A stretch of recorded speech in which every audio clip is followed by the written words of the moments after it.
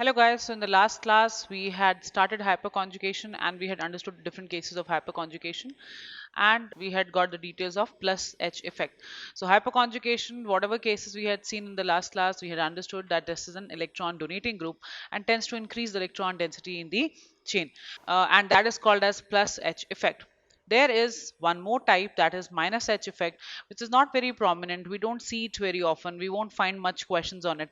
But still, we have few examples of few cases where your group can tend to show minus H effect rather than showing the plus H effect. So basically, rather than acting as an electron donating group, it may act as an electron withdrawing group. So which group is it?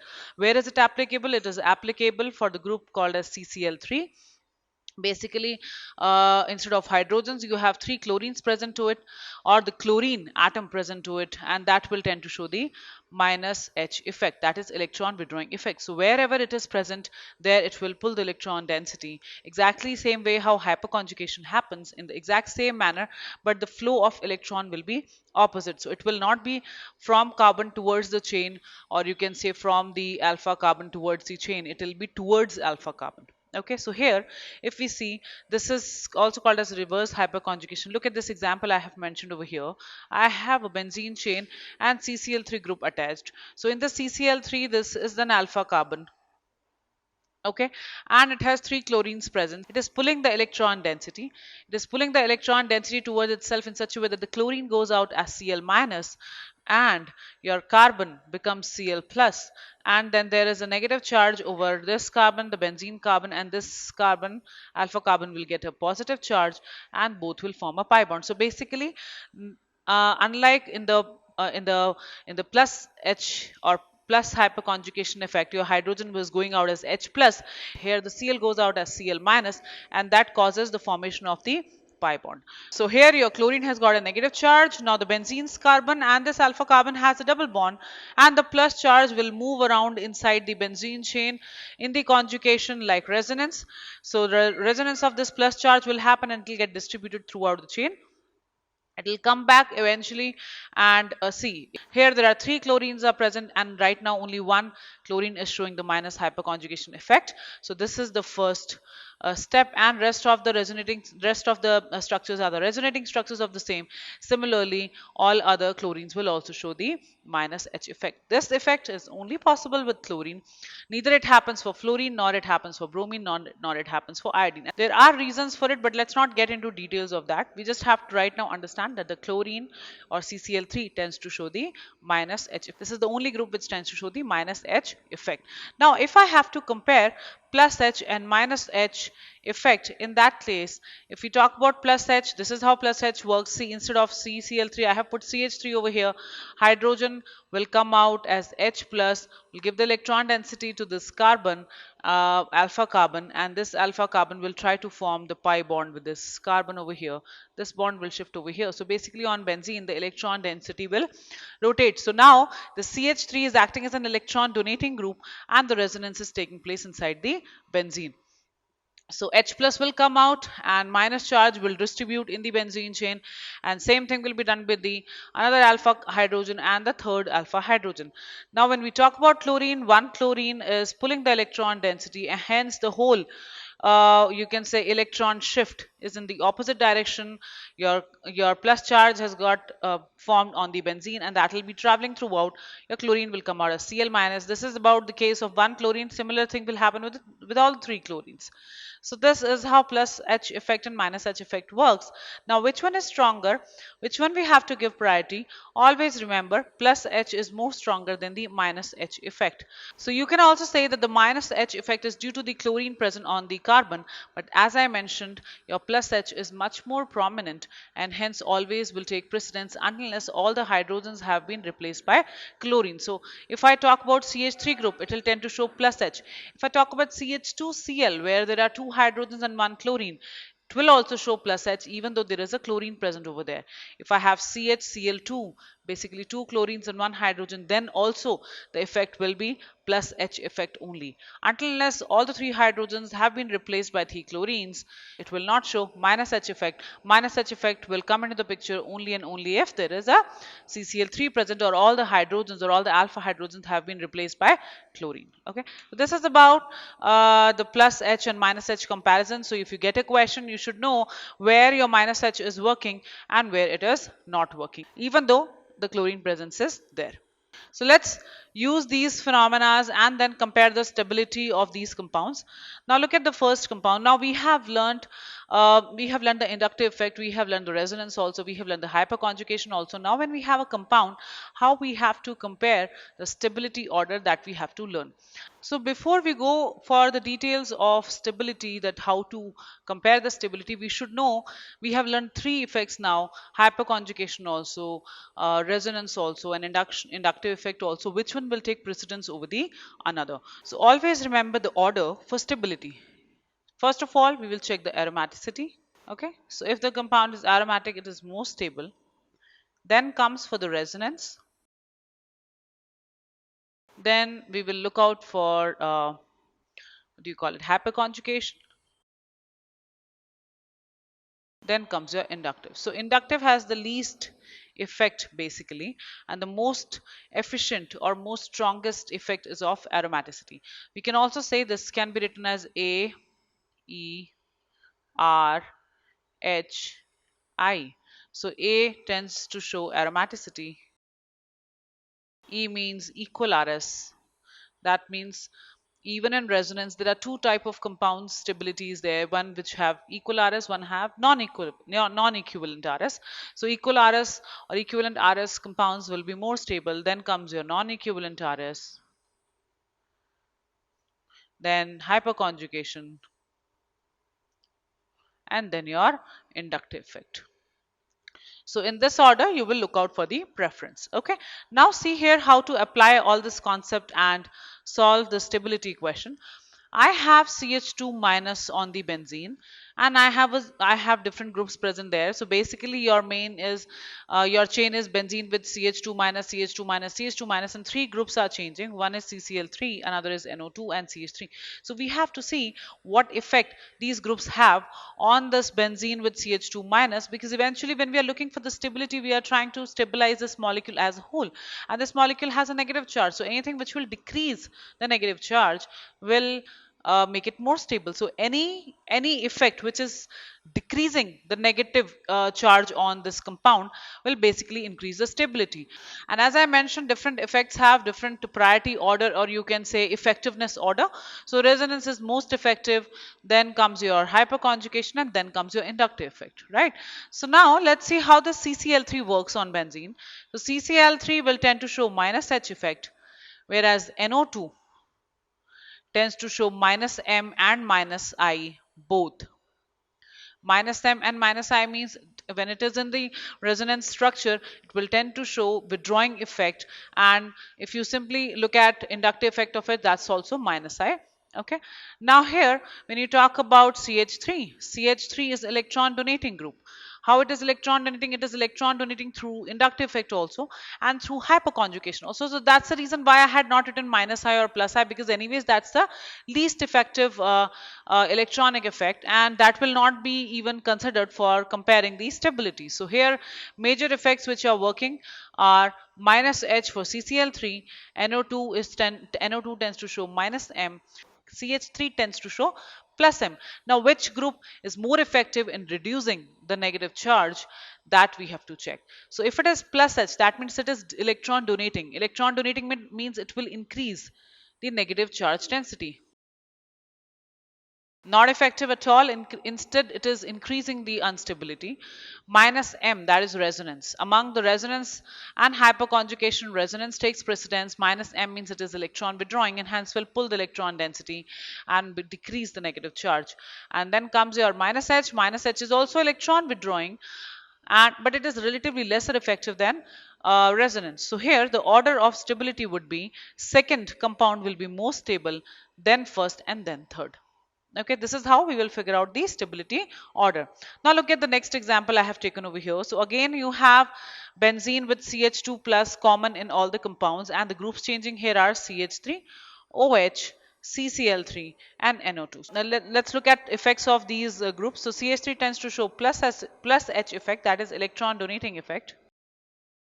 Plus M, again electron donating effect. Minus H is electron withdrawing effect, and minus M is again electron withdrawing effect. Now what is required to check out for the stability here?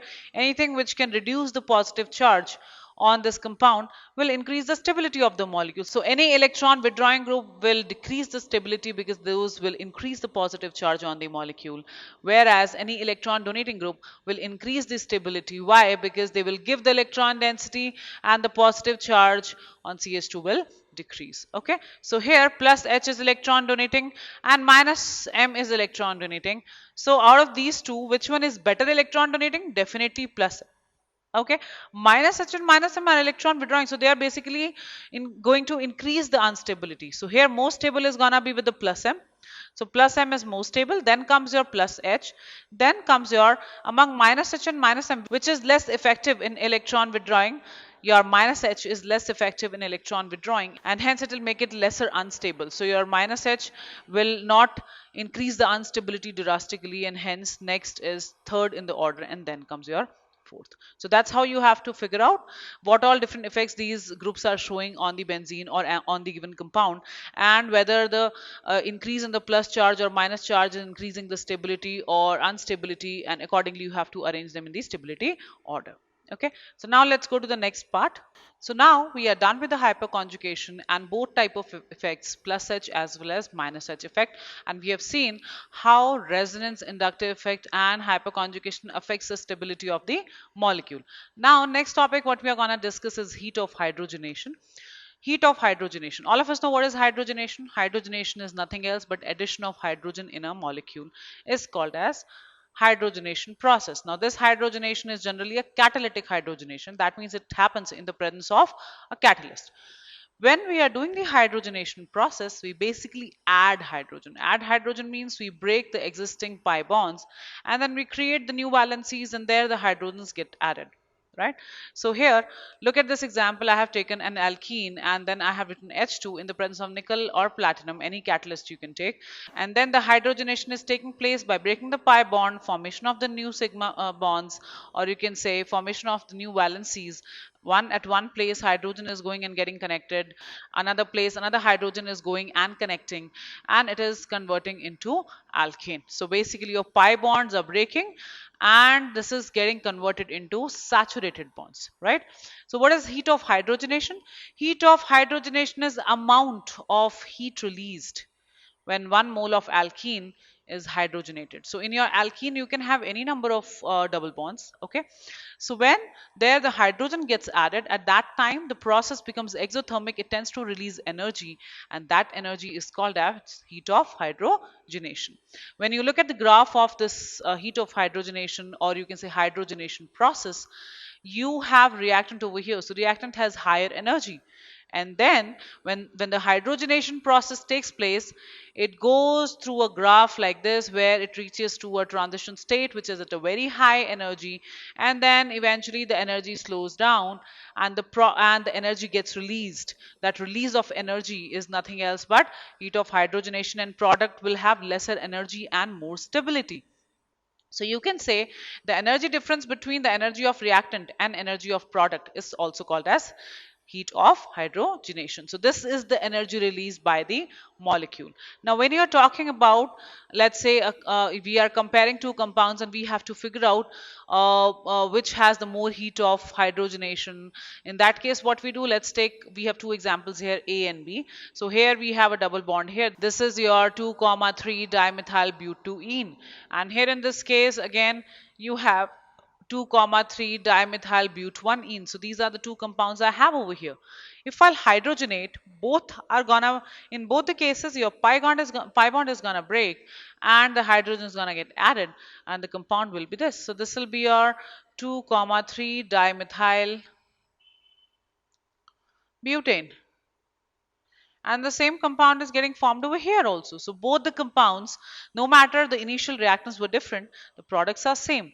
Reactants are different, products are same, but do you think their heat of hydrogenation is gonna be same? No. Heat of hydrogenation is gonna be different, and heat of hydrogenation depends upon the stability of your alkene also. So let's see how it depends on the stability of an alkene. So when we say we had, as I mentioned, we had two compounds A and B. A reacted with hydrogen, hydrogenation happened, and then eventually it formed P as the product. And B also reacted with hydrogen and formed the same product P. So product is same, reactants are different, and reactants energy was different, and hence the heat of hydrogenation is different. A had a lesser energy and hence lesser energy gap between the reactant and the product, and hence heat of hydrogenation is lesser for A, whereas heat of hydrogenation is more for B because B was unstable, and after the product formation there is a huge gap between the B's energy and the formed product's energy. So here, as I mentioned, energy of an alkene means how stable your alkene is. So heat of hydrogenation depends on the stability of alkene. More stable your alkene will be, lesser will be the heat of hydrogenation. Basically, the gap of energy between the reactant's energy and the product energy will be lesser because your reactant was pretty stable and the product formed was again stable, so the energy gap will be lesser. If your reactant has is very unstable, that means it had a really high energy, and the product, after product formation, the energy went down drastically. That means lot of energy is released, and hence the heat of hydrogenation will be more. So heat of hydrogenation is inversely proportional to the stability of alkene. More stable your alkene is, lesser will be your heat of hydrogenation. That means lesser amount of energy is released while the formation of a product. Whereas less stable your alkene is, more heat of hydrogenation will be released while the formation of product. Or you can also say heat of hydrogenation is also proportional to the number of pi bonds, or you can say double bonds. This, if you have same number of double bonds, then you have to look at the stability of alkene. If you have two different alkenes having two different double bonds altogether, then just look at the number of the double bonds. More double bonds are there, more energy will be released when the hydrogenation will take place. Okay, so here let's apply this rule and try to solve the questions. I have to find out the order of delta H, that means increasing order or decreasing order. So basically, which compound has more heat of hydrogenation and which compound has lesser heat of hydrogenation. So look at the first compound. So here, first of all, we will see whether the different number of double bonds are there or not. So in the first compound also there is one double bond, second also one double bond, third also one double bond, and fourth also one double bond. So we cannot differentiate in terms of number of double bonds present over there. So all have the same number of double bonds. So we have to look at the stability of the alkene. And if you remember, in the hyperconjugation, I told you more alkylated your alkene will be, more will be the stability of the alkene. So basically, more number of R groups present with your alkene, more will be the stability. This is more stable than if you talk about this compound. This is relatively lesser stable than you say this is lesser stable. So basically, as the alkylation is decreasing, or basically lesser the number of R groups present, or the carbon branches present on the double bond, or you can say carbon attachments present on the double bond, lesser the number of carbon attachments present on the double bond, lesser will be the stability. More number of carbons present, more number of carbon means more number of alpha hydrogens, more number of alpha hydrogens means more hyperconjugation, hence better stability. Okay, so look at this compound. Here you have this carbon and this carbon, so no alpha carbons, no alpha hydrogen, so alpha hydrogen is 0. No alpha hydrogen means very unstable compound. Look at this. This is my carbon double bond carbon, 1 alpha carbon, 3 alpha hydrogens. Look at this, 2 alpha carbons, 6 alpha hydrogens. And here again, 6 alpha hydrogens. Okay, then look at this. How many? There are 12 alpha hydrogens. So now I have to see the arrangement in terms of hyperconjugation. More the hyperconjugating structures will be, more will be the stability, lesser will be the heat of hydrogenation.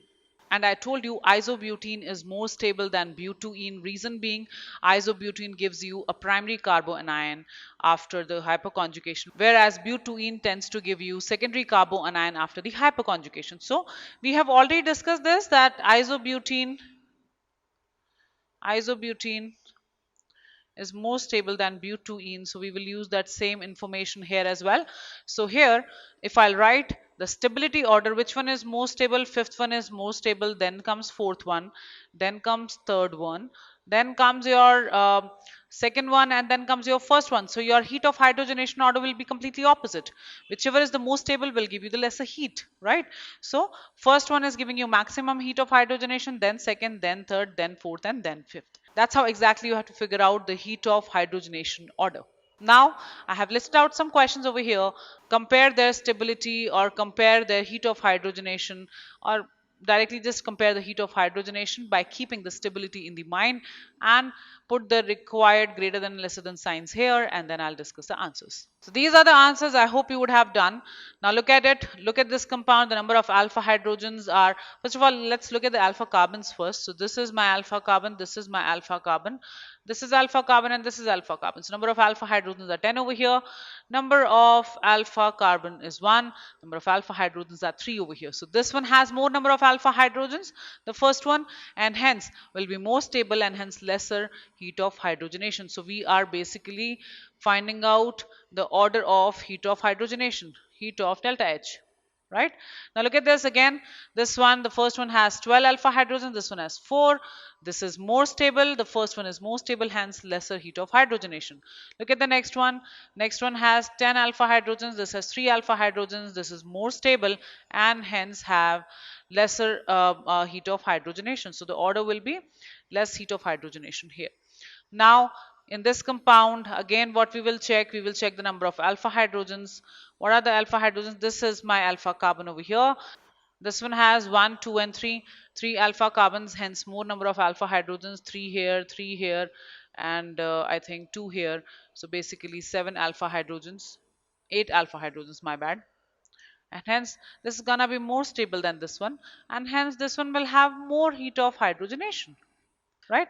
Exactly same way, find out the alpha hydrogens here, and this will give you, this has more heat of hydrogenation than this one. Look at this. This has here you can do it two ways. One is find out the alpha hydrogen. So if you'll try to find out the alpha hydrogen, this is on the conjugated site.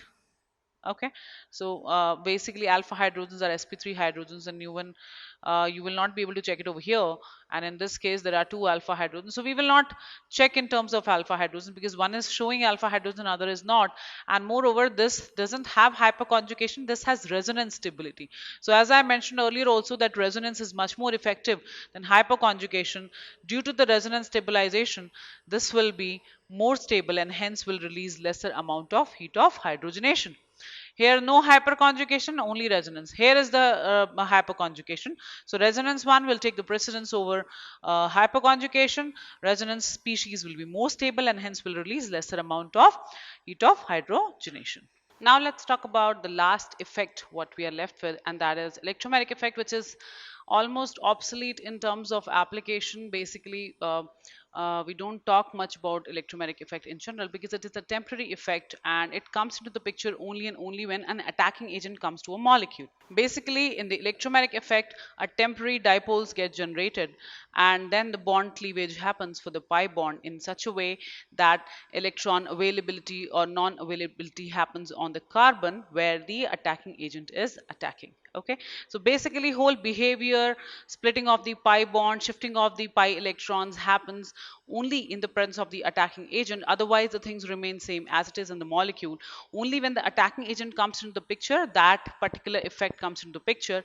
Normally in a molecule there is no electromagnetic effect. Okay, electromagnetic effect is the effect which plays its role only and only when attack or the reaction taking place, or an attacking agent coming to the attacking molecule is coming to a reagent, or attacking species is coming to a reagent. Otherwise, for a normal molecule, we do not talk in terms of electromagnetic effect at all. So it doesn't play any role in terms of stability and all that.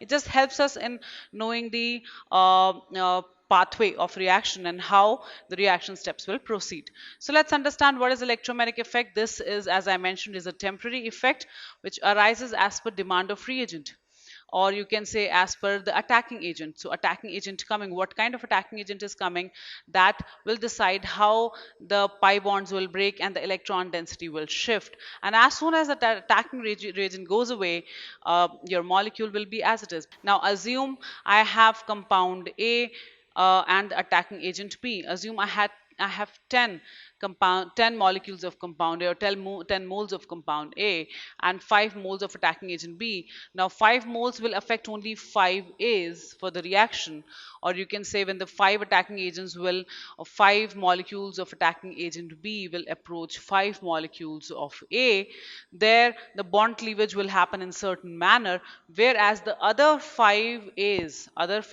means other unaffected 5 molecules of reagent will not show any electromagnetic effect. Okay, so basically in the presence of attacking agent, this effect comes into the picture. If the attacking reagent goes away, there will be no effect on the molecule. Okay, so basically this is nothing else but the temporary polarization which eventually causes the permanent polarization or splitting of the pi bond in a certain direction. So for example, if I have C double bond C and an electrophile attacks, okay, an electrophile comes into the picture, this pi bond will split in a heterolytic manner in such a way that one carbon will gain more electron density, or when the splitting of bond will happen, one carbon will become negative, another carbon will become positive. Okay, so for example, as soon as this electrophile will approach this compound, and it is approaching, let's suppose, one particular carbon, assume this. So bond split will happen in a certain manner that this carbon will gain the electron density, whereas this carbon, where the other carbon, this carbon will be electron deficient. So split will happen in such a way that this carbon will have a positive charge. Right now, if you look at this molecule, when there was no electrophile approaching, this had no polarity. But as soon as the E came into the picture, or electrophile came into the picture, pi bond broke in the direction of the electrophile attack. Wherever the electrophile is attacking, the electron or pi electrons will shift in that direction. Okay, this is one type of electromagnetic effect, and this is called as plus E effect. Plus E effect means where the pi electrons have been shifted in the direction where the electrophile has attacked. Okay. Now other possibility is you can have the compound like this. Okay, and then there is a nucleophile came into the picture. Okay, this nucleophile is again approaching. This is a nucleophile which is an attacking agent, and this is approaching this carbon for attack. What will happen now, pi bond will break, and again electrons will shift, but they will shift in the opposite direction with respect to the attack. Basically, wherever the nucleophile is attacking, your electrons will shift away from there. So basically, it's just simple concept. You have a nucleophile which is negatively charged and you want the carbon to be positively charged. So bond split will happen in such a way so that carbon can become positive. Hence the electron density will shift towards the oxygen and the compound will become C, B, single bond O and minus over here. And this will be called as minus E effect. So basically plus E effect means when the electron transfer happens in the same direction where the attack is happening, that is plus E effect. Whereas when the pi electron shift in the opposite direction to the attack, then it is called as minus E effect. But ideally, even if we don't know plus E and minus E, or we do not define them, we still know how the bond cleavage will happen, because when an electrophile will attack, it will always look out for the carbon which can be a negatively charged carbon, or which should be a negatively charged carbon, and hence automatically the bond will break in certain way that wherever your electrophile is attacking, that carbon becomes negative, whereas wherever the nucleophile is attacking, that carbon becomes positive. So even if we don't know this electromagnetic effect, we know that's how the process would be. That is why the term electromagnetic effect and the much more details of electromagnetic effect has been obsolete now. So we are in grade 11th right now or grade 12th, and we need to know this as a term so that if you find it somewhere, you should be able to relate it. But in actual situation, in actual application, we do not talk much about electromagnetic effect. It is all common sense. Okay. So this is a temporary effect. If any electrophile or nucleophile is not approaching and not attacking on a reagent, in that case, molecule will remain as it is. It will not automatically break its pi bond. It will not automatically gain the polarization. That's why we say this is a temporary effect. So see, we have seen the temporary effect over here also. H plus is approaching to this carbon, to whichever carbon it is approaching to form a bond, that will split in a, the pi bond between other carbon will split in the heterolytical manner in such a way that this carbon will gain the negative density and the other carbon will gain a positive charge. So this is how your species will look like, and then eventually Br minus will come and attach on this CH2 plus to form the neutral molecule. So here electromagnetic effect is just a term which is least important, or you can say now obsolete, and this is basically the splitting of pi bond in a certain manner when an electrophile and nucleophile approaches, and in such a manner so that it can get the right site to attack on. If it is a negative species, the negative species will attack on a site which will be electron deficient. If it is a positive species, it will attack on the site which is negative. So basically opposite sites or oppositely charged sites they will attack on, and that's how the bond split will happen. That is why we say this is temporary, because it happens only in the presence of those attacking agents. Without that, this effect has no effect on a molecule. Okay. Now we have learned the 4 different electronic effects. One is inductive effect, another is mesomeric effect, your resonance effect, and the electromagnetic effect. And we have different applications of these effects all together compiled. Effects applications are there, out of which one we have already discussed, that is dipole moment, and I'll quickly revise that, and then there are further more. So let's quickly go through the applications of electronic effects. First is dipole moment. So basically now we know the nature of the groups and we can predict the dipole moment in a molecule. So which is electron donating group and which is electron withdrawing group, and now we know how to judge an electron withdrawing and electron donating group, and hence can calculate the direction or figure out the direction of the dipole moment.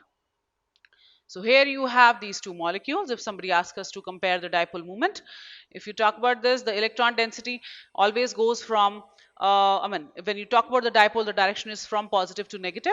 So here CH3 and CH3 both are electron donating groups, and this is electron withdrawing, or you can say the electronegativity of sp2 hybridized carbon is more than sp3 hybridized carbon, hence the electron density will shift over there, and the direction is towards C double bond C. So overall vector goes down. So this is a non-zero dipole moment. Whereas look at this, the same molecule, this was a cis form of an alkene. If I take this in the trans form, then how will it be? The direction will be like this, right? And direction will be like this. These are opposite directions with respect to each other for the dipole moment, and hence the dipole moment will be 0. So this we could not have predicted, or we could not be able to tell if we didn't know how the behavior of CH3 is and how the behavior of an sp2 hybridized carbon is with respect to electronegativity and with respect to the inductive effect and so on. Now let's see a few more molecules. Here look at the chlorine. Chlorine is withdrawing the electron density towards itself. Here also chlorine is withdrawing the electron density towards itself. So dipole moment is vector sum. It's moving up. It is non-zero. Talk about this. The chlorine is moving up. When it is in the meta direction, it is going this direction. So you can see where the vector sum is total positive, where they are negating a bit of each other, and here the Cl is in the opposite direction with respect to each other. So the effect is completely negating. So somebody asks us which has the higher dipole moment. This must have the highest dipole moment because both the dipole moments are in the same direction. Here there is a little they are not completely opposite to each other, but not completely aligned with respect to each other. So a little bit of negation is happening for the dipole moment, and hence lesser dipole moment for second, and third one is 0. So here we can compare the dipole moments by the vector addition of the electron transfer, or you can say dipole generation. Now look at it. In this case, CH3 is donating, chlorine is withdrawing, right? So they are negating effects with respect to each other.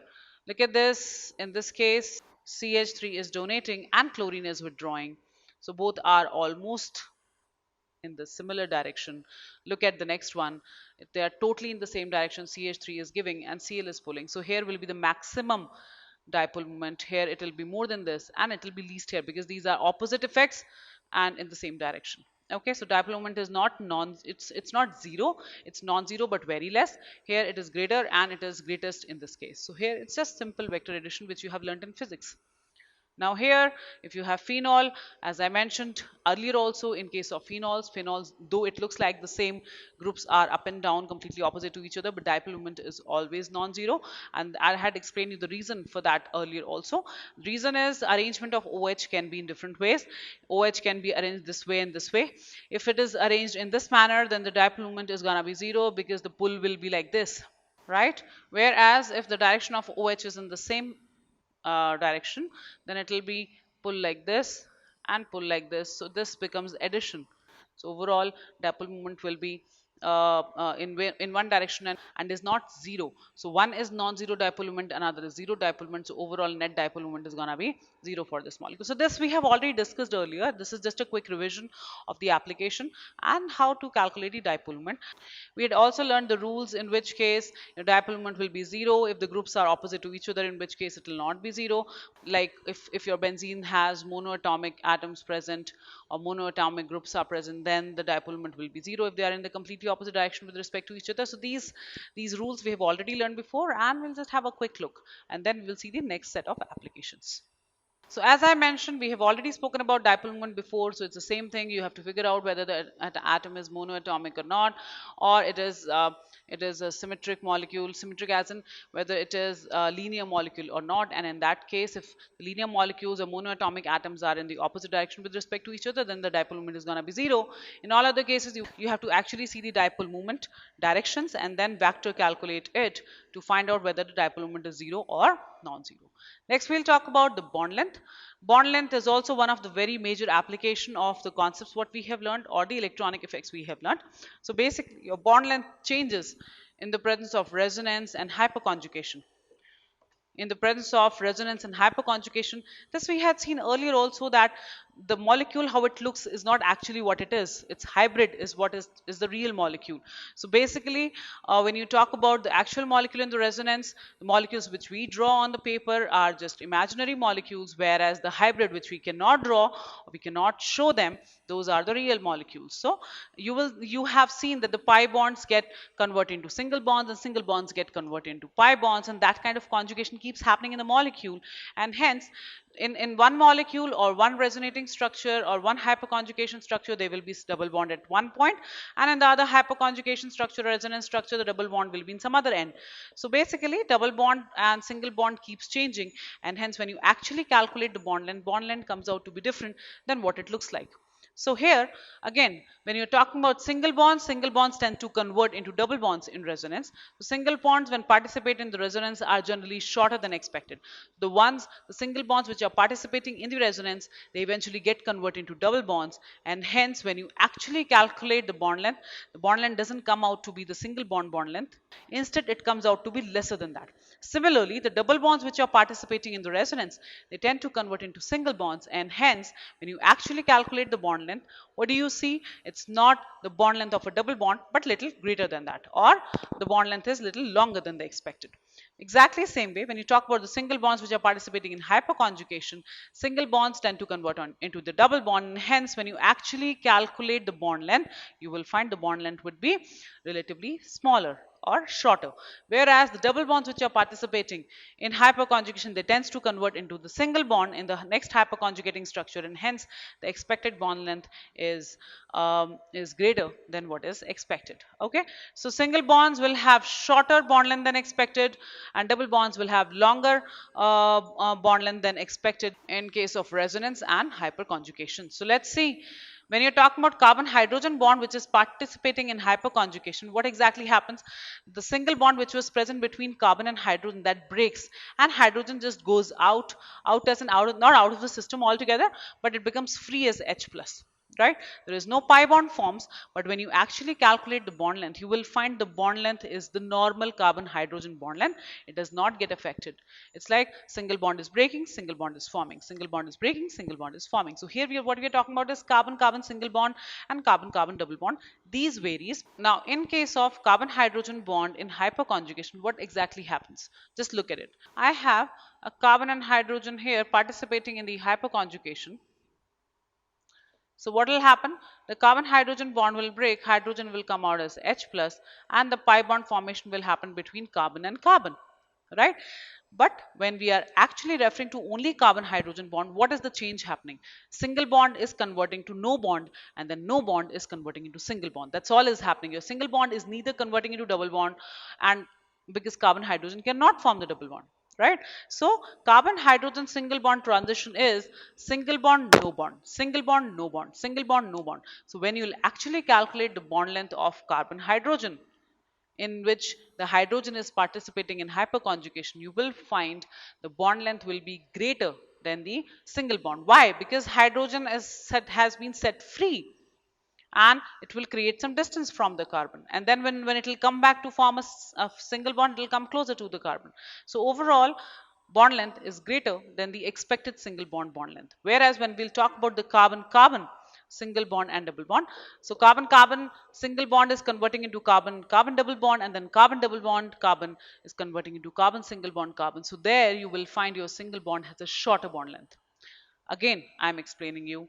You have carbon and hydrogen thing. This carbon hydrogen thing will become carbon plus and sorry, this carbon hydrogen thing will become hydrogen plus and carbon double bond. So basically, the bond transition between carbon hydrogen is single bond to no bond and no bond to single bond.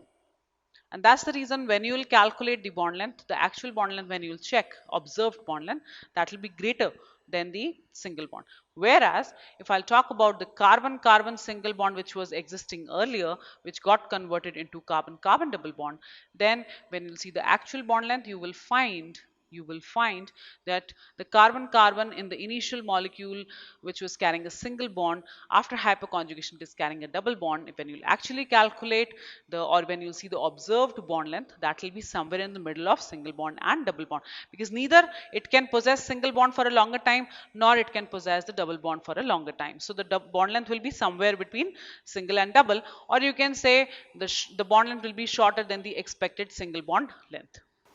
Let's see how we use this concept for solving the questions. So I have been given this question: CH3CH2OH and CH2 double bond CHOH. These are the two compounds and we have to compare the bond length. Okay, bond length between carbon oxygen, you can say. Okay, so here this is a normal compound with the pure single bond between carbon and oxygen. No hyperconjugation, no resonance. So this will remain as it is. So when you actually calculate the bond length of carbon and oxygen here, that will be a single bond length. Whereas when you talk about this compound, in this compound you have a double bond and then oxygen has a lone pair. So this lone pair and the double bond is in conjugation. Hence, it will tend to do resonance. This oxygen will give the electron density here, and this will shift over here. So resonance will happen. Oxygen will gain a positive charge, carbon will gain a negative charge, and two resonating structures can be formed. Now, when those two resonating structures will form, what exactly will it form? It will form CH2 minus CH double bond OH and then plus. So here, when you talk about carbon-oxygen bond, when you will actually form the resonance hybrid will have, I'll write the resonance hybrid over here. So resonance hybrid of this molecule will be CH2 single bond CH single bond OH, O carrying partial positive charge, carbon carrying partial negative charge. Here is a partial double bond here, here is a partial double bond here. So carbon oxygen bond is has a partial double bond character. So when you'll actually see the bond length will neither be single bond length nor will be double bond length. It will be greater than single bond and lesser than the double bond. So it has a partial double bond character. Now look at this compound. We have phenol. Phenol will tend to form 4, or you can say 5 resonating structures, not 4 exactly, but 5. 5 RS will be formed, out of which 3 will carry a partial double bond. How? This we have already discussed in resonance. Try it out. So out of 5 resonating structures, 3 will have a partial double bond between oxygen and the carbon of the benzene, oxygen of OH, and carbon of the benzene. And that is why the three resonating structures will have partial double bond character. So overall, when you will see, out of 5 structures, 3 are carrying partial double bond. That means bond length would be much shorter than the single bond. So if somebody asks us to compare the bond length, highest or the longest bond length will be of the first compound, then comes second, because there are only 2 RS, and out of which one has a double bond, another has a single bond. So partial double bond character is there, but not that much. Or you can say but balanced partial double bond character. Whereas you talk about phenol, in that case, out of 5 structures, 3 are carrying the double bond, and hence the double bond character is more. When you will calculate the bond length, you will find the bond length is much shorter than the single bond. Okay, so when we'll compare, bond length is largest for the first compound, then second, and then third. Okay, let's see a few more examples. Again here, look at this compound. In this compound, I have chlorine again in conjugation with nothing, hence it's a simple pure single bond. I'm basically comparing the carbon chlorine bond length. Okay, here you have chlorine in conjugation with the double bond, hence it will form it will show the partial double bond character, and it will have 2 resonating structures. Now here when you talk about benzene with chlorine, again benzene with chlorine, this chlorine is in conjugation with benzene, will form 5 resonating structures, out of which 3 will have partial double bond character. Now when I have to compare the bond length, the first one will have maximum bond length, then second, and then third. Okay, more the resonating structures carrying the partial double bond character, lesser will be the bond length. Okay, come to the next compound now. In next compound, I have benzene with NH2, 5 resonating structures. I am again comparing the bond length between carbon and nitrogen. Out of 5 resonating structures, 3 will be carrying partial double bond character. Look at the next one, it is pure double bond. No resonance happening, no conjugation happening. Look at the next one. Here you have a lone pair on nitrogen in conjugation with the pi bond. So resonance can happen, but only 2 resonating structures will form carrying the partial double bond. 2 resonating structures will form, out of which one will be carrying a double bond. So partial double bond character is there, but definitely lesser than the first one, because in first one 3 resonating structures will be carrying a double bond. Come to the next one. Okay, so here in this case, again this this pair of electron is in conjugation with the double bonds over here. Total number of resonating structures forming are 3. Okay, so at least 2 will have a partial double bond character. And then talk about the last one. This is NH2 with the pair of electron. It is in no conjugation with anything, no resonance, no hyperconjugation, so it is pure single bond. So which will have the largest bond length? The last one. So last one, fifth one, will have the largest. Then comes your third one, because there is a partial double bond character, but the total resonating structures are just 2, one having single, one having doubles. The bond length will be somewhere in middle of the single bond and double bond. Look at the fourth one. In case of fourth one, total 3 resonating structures are, out of which 2 will be showing the double bond character and 1 will be showing the single bond character.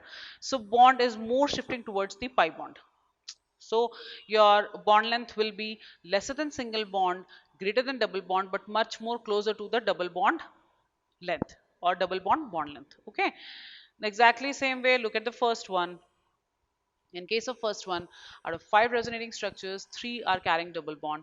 So your bond length will be lesser than single bond, more than double bond, but will be much more closer in terms of data or numeric number, or in calculation it will be much more closer to the double bond. Okay, so next is first, and the last is second, because it has pure double bond. So it is the smallest bond among all.